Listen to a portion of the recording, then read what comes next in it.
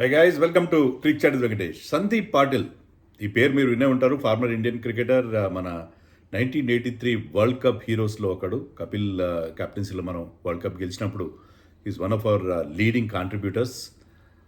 మంచి hard hitting batsmen, medium pace bowling కూడా చేసేవాడు. ఒక టెస్ట్ మ్యాచ్లో 1982లో ఇంగ్లాండ్లో జరిగిన ఒక టెస్ట్ మ్యాచ్లో బాబ్ విల్లిస్ వేసిన ఒక ఓవర్లో 6 4 కొట్టాడు. అలాగే ఆస్ట్రేలియాలో జరిగిన ఇంకో టెస్ట్ మ్యాచ్లో 174 రన్స్ చేశాడు సిడ్నీ టెస్ట్లో against the bowling of Dennis Lillee, Len Pascoe and Rodney Hogg. So మంచి టాలెంటెడ్ బ్యాట్స్మెన్. అయితే తన టాలెంట్కి సరైన జస్టిస్ చేయలేదు. 29 టెస్ట్ మ్యాచ్లు మాత్రం ఆడాడు, వన్ డేస్ కూడా బాగానే ఆడాడు. బట్ ఓవరాల్గా అతను చాలా స్టైలిష్ బ్యాట్స్మెన్, చాలా ఇంప్రెసివ్. అప్పట్లో మంచి బిగ్ హిట్టింగ్ చేసేవాడు. But he did not live up to the expectations. అతను రీసెంట్గా ఒక ఇంటర్వ్యూ ఇచ్చాడు, ఒక వివేక్ లాల్వాని ఏదో పాడ్కాస్ట్, అది చూశాను నేను. మన మిత్రుల్లో ఒకరు షేర్ చేశారు. నాకు ఏంటంటే మన ఎక్స్టెండెడ్ ఫ్యామిలీ కదా, నాకు ఎక్కువగా ఇన్స్టాగ్రామ్ ఎప్పుడో కానీ ఓపెన్ చేస్తాను. ఓపెన్ చేస్తే బోల్డన్ని మెసేజెస్ ఉంటాయి. దాంట్లో ఒకనొక మిత్రుడు, ఎవరు కూడా నాకు పేరు కూడా మీరు గుర్తు రావట్లేదు. But thank you. అతను ఈ వీడియో చూడండి, బాగుంది ఆ ఇంటర్వ్యూ అని చెప్పి అతను ఈ వాంటెడ్ ఈ షేర్డ్ విత్ మీ. సో అది చూశాను నేను. రియలీ చాలా చాలా చాలా చాలా ఆనెస్ట్గా మాట్లాడాడు. He was former India coach for some time and former India chief selector కూడా బిట్వీన్ 2012 to 2016. ఆ క్రూషియల్ పీరియడ్లో అతను మన టీంకి కోచ్గా ఉన్నాడు. అప్పుడు చాలామంది ప్రముఖులకి అతను గుడ్ బై చెప్పడం కూడా జరిగింది. సో అతను చెప్పిన కొన్ని బోల్డ్ రివిలేషన్స్ గురించి ఈ వీడియోలో మీతో షేర్ కోసం నేను ప్రయత్నం చేస్తున్నాను. సందీప్ పాటిల్ మ్యాచ్ ఫిక్సింగ్ టైంలో నేను కోచ్గా ఉన్నాను. 1996లో 6 నెలలు మాత్రం ఉన్నాడు అతను కోచ్గా. మ్యాచ్ ఫిక్సింగ్ నా కళ్ళ ముందే జరిగింది అని చెప్పాడు. దాని గురించి అతను చెప్పిన బ్రీఫ్ వివరాలు అంటే మనకి అంత ఓపెన్గా ఎవరు మాట్లాడలేదు కదా. ఇప్పుడు Sachin Tendulkar was part of the team, Dravid was part of the team, so many people were part of the team. Aravind Kumble was there.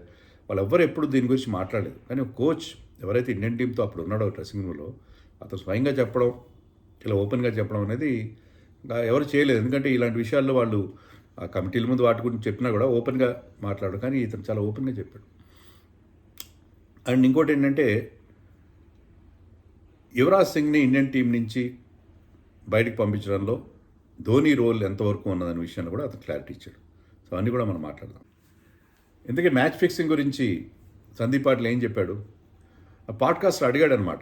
ఏంటి మీరు కోచ్గా 6 నెలలు మాత్రం ఉన్నారు 1996లో, ఎందుకు అంత తక్కువ పీరియడ్ ఉన్నారని అడిగితే, బీసీసీ వాళ్ళు నన్ను రిమూవ్ చేశారు, నువ్వు టీంని సరిగ్గా మోటివేట్ చేయట్లేదని చెప్పి నన్ను రిమూవ్ చేశారు.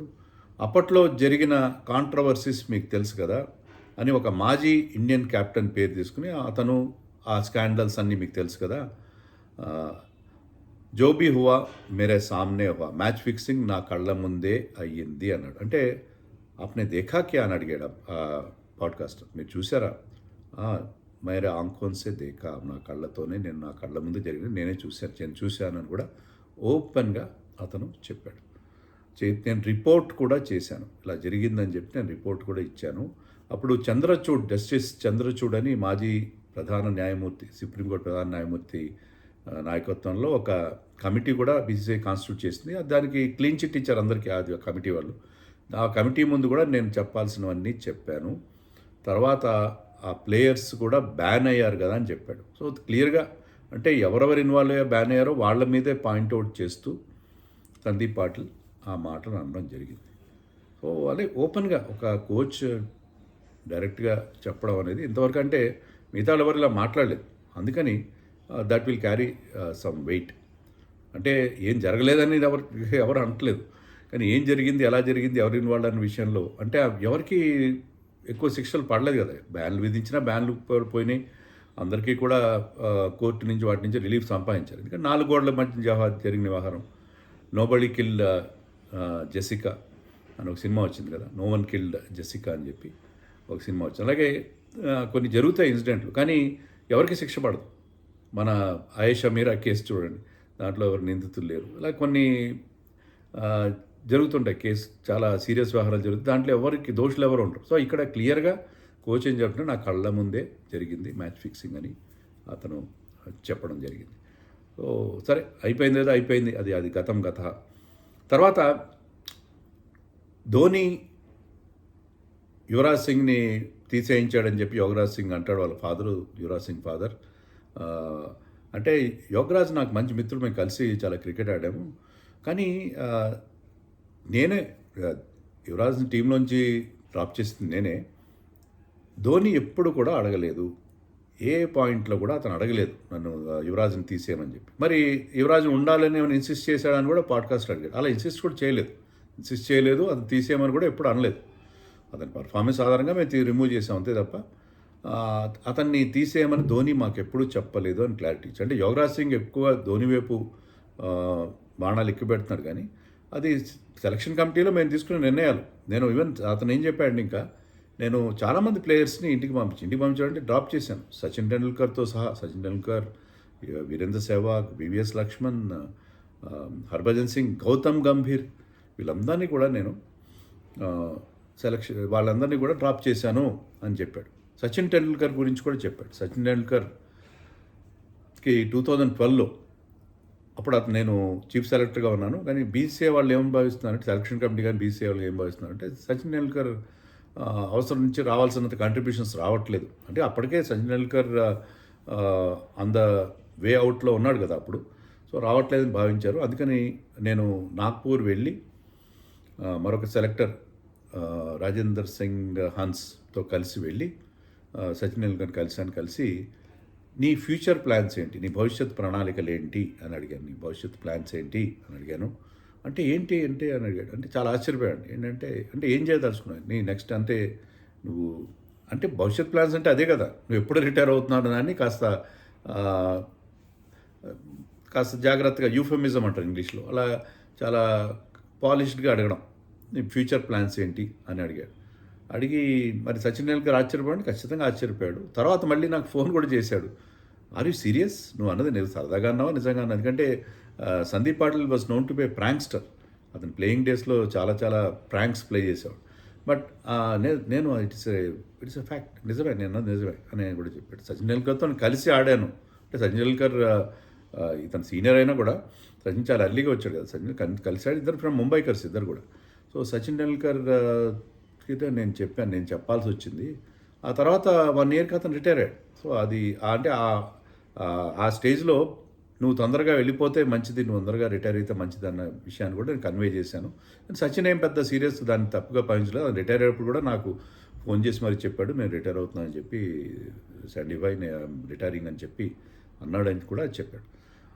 అలాగే వివిఎస్ లక్ష్మణ్ కూడా నేనే డ్రాప్ చేశాను. వివిఎస్ లక్ష్మణ్ కూడా నాతో చాలా మంచి రిలేషన్స్ మెయింటైన్ చేస్తాడు, హర్భజన్ సింగ్ మంచి రిలేషన్ మెయింటైన్ చేస్తాడు అని చెప్పాడు. ఎవరితో లేదు ఎక్సెప్ట్ గంభీర్ గురించి ఏం చెప్పాడంటే, గంభీర్ని మేము డ్రాప్ చేసి శిఖర్ ధవన్ని టీంలో పెట్టాం. శిఖర్ ధవన్ టీంలోకి వచ్చిన తర్వాత 2013 ఛాంపియన్స్ ట్రోఫీలో అతను ప్లేడ్ కీ రోల్, మనం గెలుపులో చాలా ముఖ్యమైన పాత్ర వహించారు కదా. బట్ సందీప్ పాటిల్ మాత్రం దాన్ని ఏమాత్రం రైట్ స్పిరిట్లో తీసుకోలేదు అన్నట్టుగానే చెప్పాడు. ఎవరైనా తీసుకోరు, నన్ను డ్రాప్ చేస్తే నేను తీసుకోని కూడా చెప్పాడు సందీప్ పాటిల్. సో అది ఎంత సందీప్ పాటిల్ విషయంలో ఎంత కోపంగా ఉన్నాడంటే గౌతమ్ గంభీర్, తర్వాత వీళ్ళిద్దరూ ఎప్పుడైనా కలిసడం ఏంటి, వాళ్ళిద్దరు కలిసి కొన్ని టీవీ షోస్ చేస్తారు కదా, టీవీ షోస్ 2-3 క్రికెటర్స్ కలిసి చేస్తారు కదా, ఒకే స్టూడియోలో కూర్చున్నప్పుడు కూడా నా వైపు కనీసం నా మొహం వైపు కూడా చూడలేదు. నేను విష్ చేసే ప్రయత్నం చేస్తే దానికి రిప్లై కూడా ఇవ్వలేదని చెప్పాడు. సో సందీప్ పాటిల్ ఇప్పటికీ నా మీద గుర్రుగానే ఉన్నాడు, కోపంగానే ఉన్నాడని చెప్పాడు. So that is Gautam Gambhir ఇప్పటికీ నా మీద కోపంగానే ఉన్నాడని చెప్పాడు. సో దట్ ఈస్ గంభీర్ ఎంత గంభీరంగా ఉంటాడో మనకు తెలుసు కదా. సో గంభీర్ ఎప్పుడు కూడా ఆ డ్రాప్ చేయడాన్ని రైట్ స్పిరిట్లో తీసుకోలేదని చెప్పి అతను చెప్పడం జరిగింది. చాలా ఇలా బోల్డ్గానే మాట్లాడాడు. అతను అన్ని విషయాలు ఏమాత్రం దాపరేకం లేకుండా తన కెరియర్ గురించి కూడా అలాగే చెప్పాడు. నేను ఫీల్డింగ్ సరిగ్గా చేసేవాడిని కాదు, నా నైట్ లైఫ్ ఉండేది, లేట్గా పబ్లిక్ వాటికి వెళ్ళొచ్చి పొద్దున్న మ్యాచ్ ఆడేవాడిని, నేను కానీ రవిశాస్త్రి కానీ ఇద్దరం చాలా ఈజీగా తీసుకున్నాం గేమ్ని చాలా సీరియస్గా తీసుకోలేదు, దానివల్ల మేము ఎక్కువ పర్ఫామ్ చేయలేకపోయాం అని అతను ఓపెన్గా ఒప్పుకున్నాడు. ఏంటంటే నేను గేమ్ మీద నాకు ఫోకస్ లేదు, నేను ఫీల్డింగ్ సరిగ్గా చేసేవాడిని కాదు, ఫిట్నెస్ ఉండేది కాదు నాకు అని చెప్పి ఒప్పుకున్నాడు. చాలా అందుకే నేను తర్వాత కోచ్గా కోచ్డ్ ఈవెన్ కీనియా 2003 వరల్డ్ కప్లో వాళ్ళు సెమీస్ కూడా వచ్చారు. Then he was the coach.